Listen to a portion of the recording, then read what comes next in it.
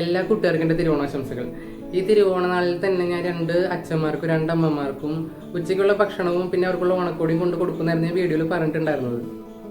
പക്ഷേ വീഡിയോയിൽ പറഞ്ഞ പോലെ എനിക്ക് ഈ പ്രാവശ്യം ചെയ്യാനായിട്ട് പറ്റിയില്ല. അപ്പം എൻ്റെ വീഡിയോ കാണുന്ന എല്ലാ കൂട്ടുകാർക്കും എൻ്റെ ഒരു സോറി. ഇന്നലെയായിരുന്നു ഞാൻ ആശാൻ്റെ അടുത്ത് പറഞ്ഞത് ഞാൻ ഇങ്ങനെ 4 അമ്മമാർക്ക് ഭക്ഷണം കൊടുക്കുന്ന കാര്യമൊക്കെ. അപ്പോഴാണ് ആളെന്നോട് ഇങ്ങോട്ട് തിരിച്ച് പറഞ്ഞത്. ഇവിടെ അടുത്ത് തന്നെ 2 അമ്മമാരുണ്ട്, മക്കളാരുമില്ല, ഒരു ചേച്ചി അനിയത്തിയാണുള്ളത്. അപ്പോൾ നിനക്ക് അവർക്ക് എന്തെങ്കിലും കൊടുക്കാൻ സാധിക്കുകയാണെങ്കിൽ അവർക്കൊരു ഉപകാരമാണെന്ന് പറഞ്ഞു. അപ്പോൾ ഇന്നലെ ജോലി കഴിഞ്ഞപ്പോൾ തന്നെ ഞാനും അച്ഛനും കൂടി അങ്ങോട്ട് പോയി അവരെ കാണാനായിട്ട്. അപ്പോൾ അവിടെ 2 അമ്മമാരാണുള്ളത്.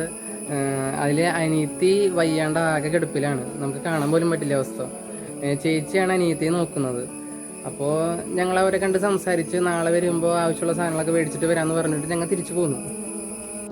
അമ്മമാർക്കായിട്ടുള്ള 2 ഉടുപ്പും പിന്നെ അവർക്കായിട്ടുള്ള അത്യാവശ്യ പലചരക്ക് സാധനങ്ങളാണ് ഞാൻ ഇതിൽ വാങ്ങിച്ചിട്ടുള്ളത്. ഇന്നലെ രാത്രി കൊണ്ടുകൊടുക്കാനായിട്ട് സമയം ഉണ്ടായില്ല. അതുകൊണ്ട് ഇന്ന് കാലത്ത് തന്നെ ഞാനും ചേട്ടനും ആശാനും കൂടിയിട്ട് അമ്മമാരുടെ വീട്ടിൽ പോയി. ഈ കാണുന്നതാണ് അവരുടെ വീട്.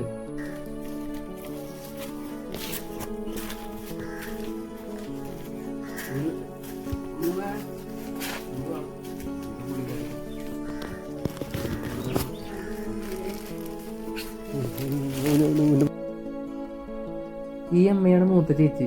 അനിയത്തി ആകെ തളർന്ന് കിടക്കുകയാണ്, നമുക്കത് കാണാൻ പോലും പറ്റില്ല. അതുകൊണ്ട് ഞാൻ ആ കാര്യമൊന്നും വീഡിയോയിൽ ഉൾപ്പെടുത്തുന്നില്ല കേട്ടോ.